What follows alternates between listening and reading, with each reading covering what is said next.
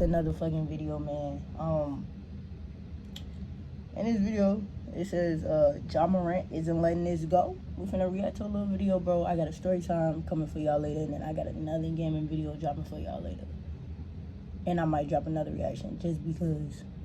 Just because, y'all. Just because y'all been fucking with me, man. We been getting a lot of support. So, yeah, you know what I'm saying? I just gotta show y'all, you know, this channel, it's something fun as fuck. Like, y'all gonna have fun as hell. Y'all gonna be having a good ass time watching my fucking videos, for real.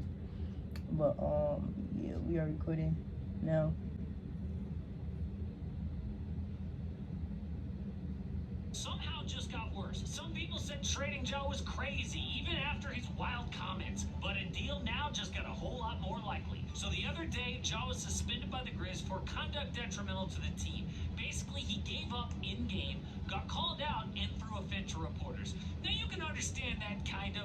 He just got in a confrontation with his coach, then minutes later in front of cameras, said a dumb thing. But a full 2 days later, a lot of time to cool off, he says something even worse. Now, I want to look at his comments, but at the center of all this is new coach Tomas Isolo. He is the guy who confronted John to his face, and now we've got a good idea what he said. So Isolo is a European guy who became a legend over there quick.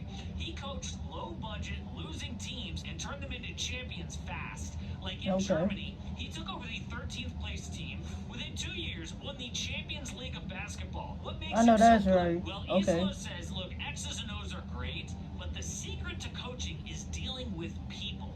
Like, oh, you can be an assistant coach, know all the trick plays in the book, but to be a head coach, you've got to manage people, not just plays. But how does he manage difficult people like Ja Morant? Well, remember, Ja basically... I ain't even gonna lie. Since Ja got up in the fucking NBA, he just showed motherfuckers that he really don't want to be here. Like, that nigga got some generational talent. Like, he could be one of the greats that motherfuckers talk about for this generation. But Ja, like, he literally showed since he got in the NBA that he don't give a fuck. He don't give a fuck about his job, no none of that shit, bro.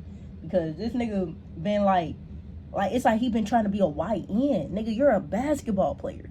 Play some fucking basketball. Like, why are you sitting over here trying to tote guns on live and trying to be cool and shit? Nigga, go play some fucking basketball, bro. Go fucking dunk on some niggas. Like, what are we doing? His priorities always been fucked up.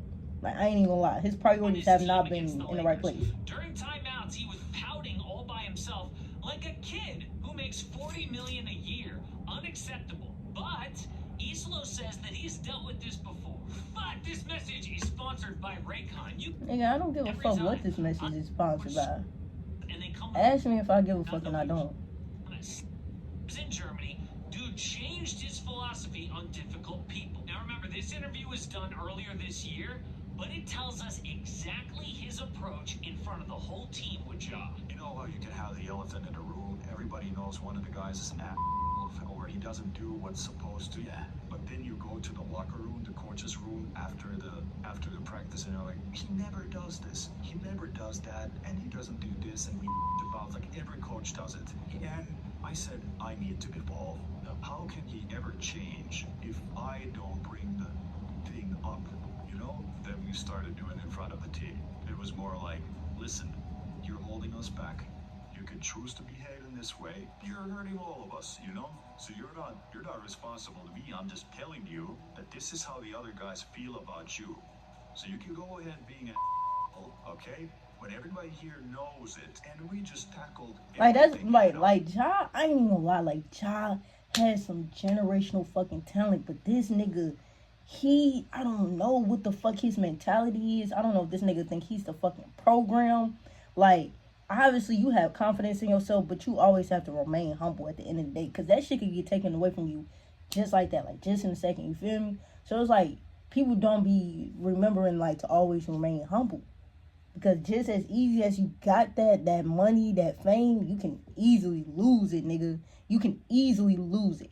And it's like, if people seeing how you act on the Grizzlies, what makes you think like other teams gonna want to deal with that? Like, yes, like I said, this nigga Ja can be a generational talent, but if you got a bad attitude, nobody's gonna want to deal with that, folks. Like, nobody's gonna want to deal with a grown ass man acting like a baby. You're grown as hell. Act like a grown ass man. You feel me? It's You as know? simple as that. Like It's act not like saying, a grown okay, ass man, let's bro. be- Like act like a let's just man. be brutally honest. Stop acting What's like a the child. worst thing that can happen? Yeah, what's the worst that could happen? Now, to be fair to this guy, he later says that, hey, players would realize that they were being selfish, and 9 times out of 10, it worked. After that, they won 80% of games. Why? Because the true professionals want winning above everything else and would check their ego. And would However, check their ego. Ja Morant cannot check his ego. His ego is too fucking big that it's like, nah, man, I ain't even gonna lie. This nigga got, and you would think this nigga LeBron or something. Like, you would think this nigga LeBron fucking James the way, like, he acts. You ain't never heard a coach complain about LeBron. Have you? Have you ever heard a coach say LeBron don't know how to check his fucking ego, saying LeBron don't know how to lead his team? Have you ever heard a coach say that about the greatest basketball player of all time? You haven't. You want to know why? Because Bron knew what it took to win. And he ain't never put his needs in front of his teammate needs. No, Bron always did what it took to win.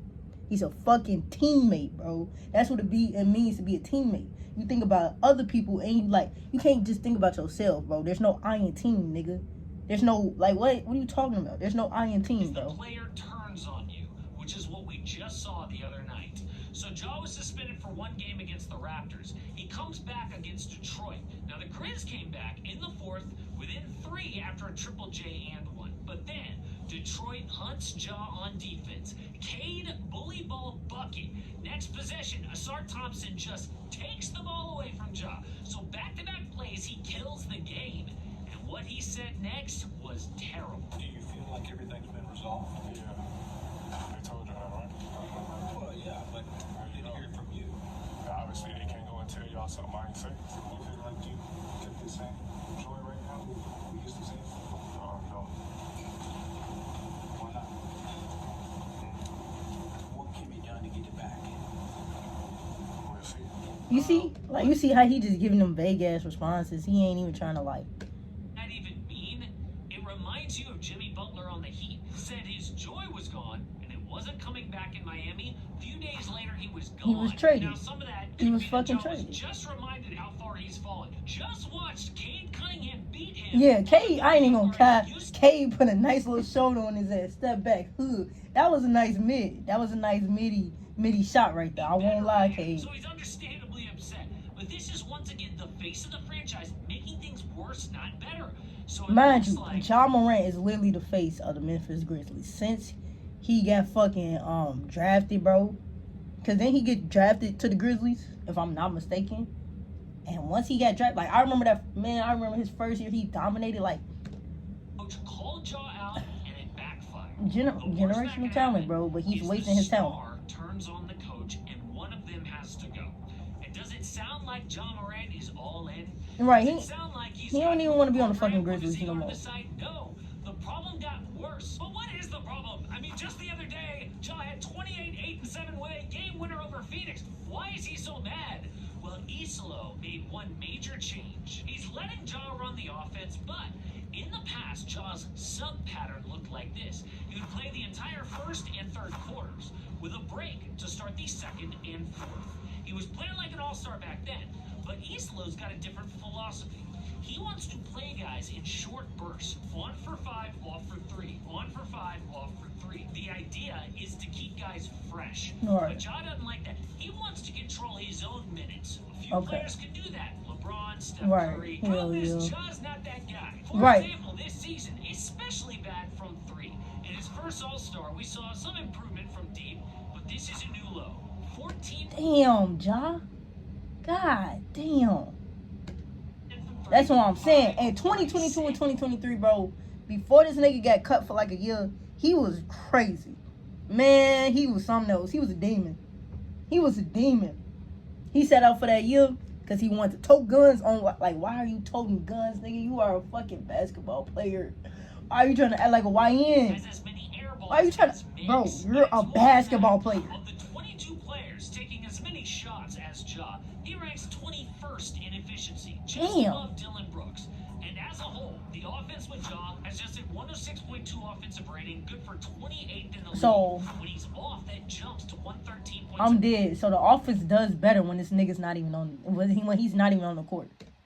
Bottom line, things are not good, and he blames the coach. It's not just the plays that he slow runs, it's the minutes. So Ja feels like he's being undermined by his own coach. Either Ja changes or the coach does. So what happens next? Well, we can talk about trades all day, but the GM already addressed this. Last year, when things got bad, a local Grizz reporter called him up. I reached out to Grizzlies GM Zach Kleiman to see if he would comment about the recent speculation around Ja. Here's what he had to say. I can't blame other executives for fantasizing about us trading Ja, but it's just that fantasy. We're not trading Ja. Continue to underestimate Ja, the team, and the city, and we'll let our performance on the floor speak for itself. I'm not going to give this nonsense further oxygen and look forward to getting back to basketball. Yeah, let our Oh, he ain't trading Ja. speak for itself, which hasn't been great. And a few things have happened since that little comment. First, they took a step back by trading Desmond Bane. Then, when given the chance, they did not extend Ja this offseason. Wonder why? Now, part of the issue here is Ja means more to Memphis than most franchise players. They're a small market who has never had a player this popular. Right. He sells a Like ton of Ja, cause Ja, he's a fun guy to watch. Like when Ja's in his bag, he's a fun fucking guy to watch, bro. He's a fun ass basketball player to watch. So he does draw up business because he's a fun. We all know what Ja can do. Ja showed that in 2022. He showed that in 2023. You know what this man can do, and when he wants to turn up, he's gonna turn up. But it's just the ego thing, bro. He wants to control the team. His star power is huge, and John knows that. But Yeah. what happens if his popularity begins to fade with his play? How long will they be held hostage by what he Gee, used to I be? remember that he didn't want to be on camera. Put his hand up. They switched it to another camera. That was funny as fuck. Future face of the league. So you have to ask, dude may have meant that at the time, but have things changed? Are they now willing to trade Ja? Because Ja's still that same player. I still think like when he's in his mode, he's gonna always bring fans. He's gonna always bring people that's gonna want to watch him. But when a superstar I think his ego got too big and he's out of control. pushes back This man his is heart like in he's the a paint, man child. Someone's got to go.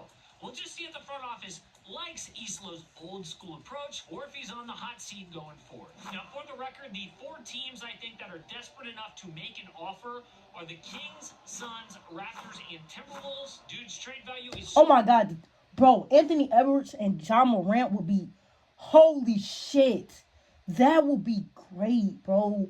If the fucking Timberwolves traded for John fucking Morant, bro, and got him, oh my God, bro. Anthony Edwards and John Morant would be fucking butter to watch. Like if Ja could get on like some chemistry with Ant, bro, and they get some good chemistry on that court, bro, they're gonna be demon. That would be a demon, bro. Oh my God, that would be something to watch. Wow, that would be raw as hell. If they get some good chem, ooh, that's gonna be a powerhouse. If they get Ja, ooh, that'd be tough. That would be tough. And I feel like the Grizzlies will regret giving up Ja if him and Ant-Man become something unstoppable. But hey man, y'all tell me what y'all think about this whole thing with Ja Morant, bro. Like I said, I got a story time coming for y'all. Probably gonna drop another reaction video. And gonna probably drop a game video. So I got y'all with some content, bro. Catch y'all in this one, bro. I'm out. Peace.